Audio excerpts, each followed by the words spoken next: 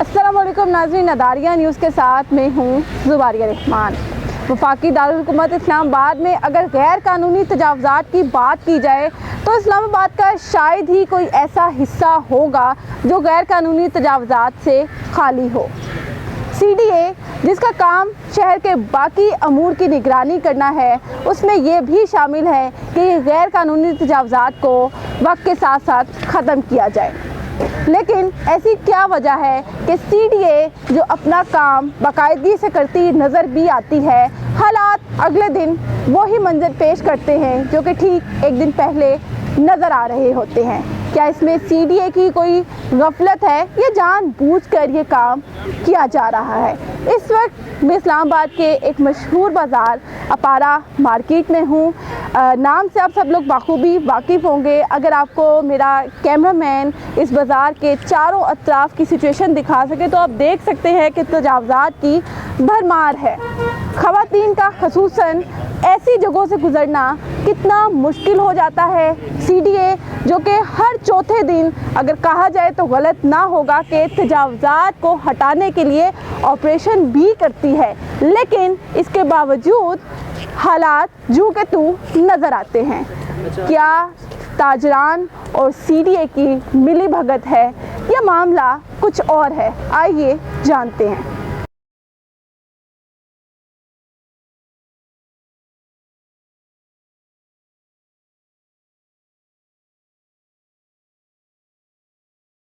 नाज़रीन, जैसे कि हम बात कर रहे थे गैर कानूनी तजावज़ात के बारे में, तो तजावज़ात की बात हो और ऑल पाकिस्तान अंजुमन ताजरान के सदर को नज़रअंदाज कर दिया जाए, ऐसा मुमकिन ही नहीं है। मेरे साथ इस वक्त मौजूद है ऑल पाकिस्तान अंजुमन ताजरान के सदर अजमल बलोच साहब। सर, बहुत शुक्रिया, पहले तो आपने हमें वक्त दिया।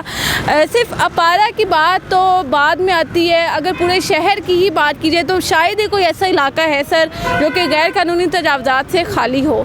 तो क्या कहेंगे कि ये CDA की मिली भगत है, ऑपरेशन होते हैं, अगले दिन फिर वही सिचुएशन नज़र आ रही होती है? जी बिल्कुल इसी तरह CDA का फेलियर है।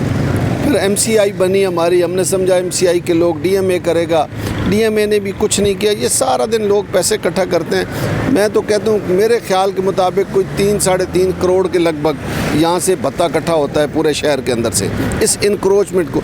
और कहा यह जाता है कि एसोसिएशन है, जो यूनियन है मार्केटों की, वो रुकावट है। ऐसा नहीं है। हम इन्हें कहते हैं जो फुटपाथ हैं ये CDA लैंड है। अगर इस पर कोई बैठा है या कोई बिठा के बैठा है तो उसको आप ख़त्म करें।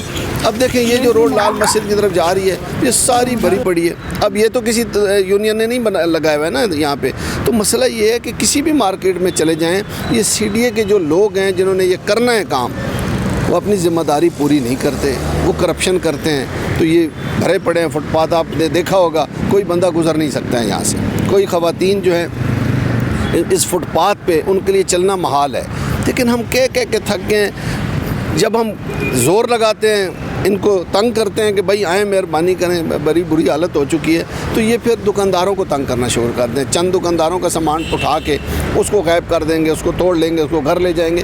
तो ये अच्छे अफसरान की ज़रूरत है। मैं तो मौजूदा जो कैप्टन साहब हैं उस्मान साहब, उनसे गुजारिश करूँगा कि आप बराए मेहरबानी एक एंटी इन्फोर्समेंट जो है ना टीम बनाएं, जो एंटी इंक्रोचमेंट हो, और वहाँ कमांडोज हों जो हमारी फ़ौज से रिटायर होते हैं ना लोग, उनको लाएं और इस इंक्रोचमेंट ख़त्म किया जा सकता है। चंद अफसरान ने कुछ अर्सा पहले किया है, जो काम करते हैं वो नज़र आता है, कुछ नहीं करते हैं, पैसे खाते हैं। हम क्या करें? हम तो कह के थक गए। अभी भी मैं पता नहीं कितनी दफ़ा CDA में जा चुका हूँ कि भाई इन फुटपाथों को खाली करें, लोगों का गुजर नहीं हो सक रहा, लेकिन कोई उस तरफ ध्यान नहीं देता है।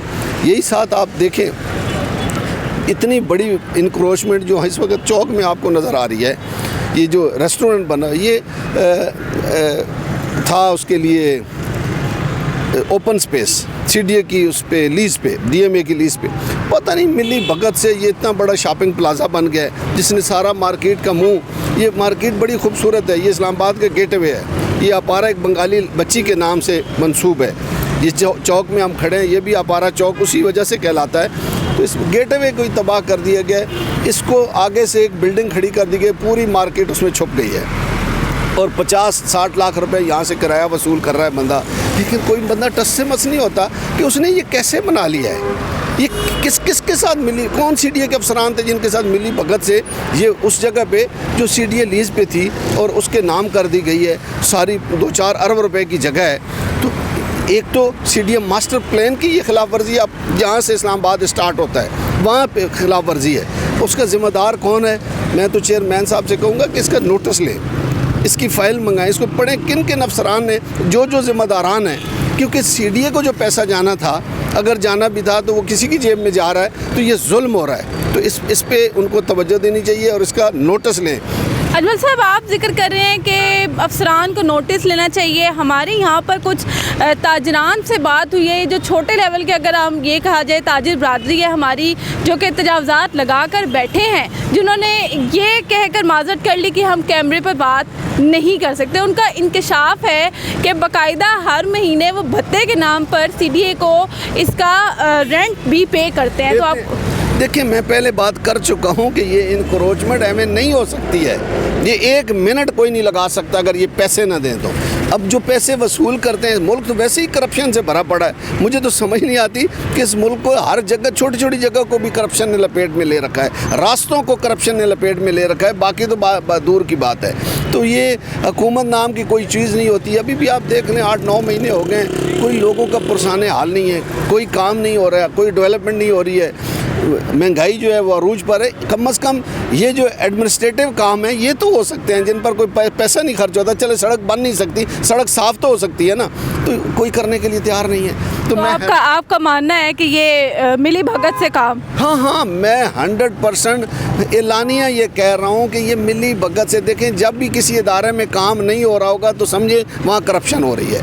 ये MCI नाकाम हो गई, अब एडमिनिस्ट्रेटरशिप DC साहब के पास थी, उन्होंने भी कोशिश की है कि ये ख़त्म हो इनक्रोचमेंट, लेकिन ये एक माफिया है और वो माफिया सीडीए के अंदर मौजूद है, जो इसको करना नहीं चाहते हैं। अफसर चाहता होता है, जो बड़ा अफसर होता है वो चाह रहा होता है कि ये हो जाए, लेकिन जो अजमल साहब, एक बड़ा अहम सवाल है कि हमने माना कि ये मिली भगत है और ये सिर्फ अपारा की सूरत हाल नहीं है।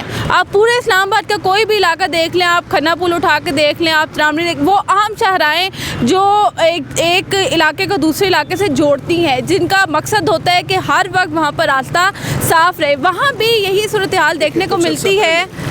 कुछ अर्सा पहले एक डायरेक्टर चौधरी मोहम्मद अली साहब थे, उन्होंने इस शहर को साफ़ करके दिखाया।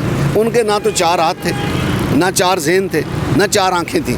उन्होंने इनक्रोचमेंट का, वो 1 साल रहे इधर, उन्होंने इनक्रोचमेंट को ख़त्म करके दिखाया, ये मैं मानता हूँ। और जिस तरह ख़त्म करनी चाहिए थी उन्होंने करके दिखाई। मुझे नहीं समझ आ रही कि बाकी अफसर ऐसा क्यों कर रहे हैं, वो क्यों नहीं चाहते हैं कि ये हो जाए। तो ये काम हो सकता है। देखिए, इंसान को अल्लाह ने बड़ी अकल दी है, बड़े बड़े पुल और बड़े बड़े चीज़ें हम बना लेते हैं जब, तो ये कोई इतना बड़ा काम नहीं। हाँ, ये अब कहेंगे कि ये गरीब लोग जो हैं, इसका बहाना बनाया जाएगा कि ये जो गरीब लोग हैं फुटपाथों पे ये बैठे हैं, ये किधर जाएंगे? इनके लिए जगह मौजूद है, इनके लिए ये इतवार बाज़ार है, मंगल बाज़ार है, जुमा बाज़ार है, इतवार बाज़ार है, आगे ले जाएं, एक नया बाज़ार खोल लें G15 में, वहाँ इनको शिफ्ट कर दें। मतलब भत्ता कहाँ से लेंगे?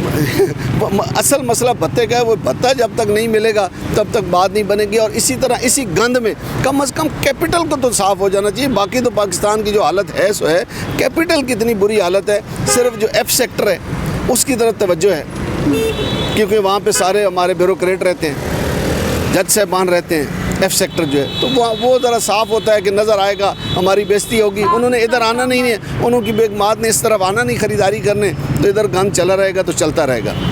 नाज़रीन, करप्शन से पाक निज़ाम ना सिर्फ एक इदारे को साफ़ कर सकता है बल्कि पूरे मुल्क को भी साफ़ कर सकता है, ऐसा कहना था ऑल पाकिस्तान अंजुमन ताजरान जनाब अजमल बलोच साहब का। बहुत शुक्रिया, आपने अपना कीमती वक्त दिया। इस्लामाबाद के अपारा मार्केट में गैर कानूनी तजावज़ात की भरमार हमने आपको दिखाई। इंशाअल्लाह एक नए टॉपिक के साथ आपके साथ फिर से मुलाकात होगी। मुझे दीजिएगा इजाज़त। अल्लाह हाफ़िज़।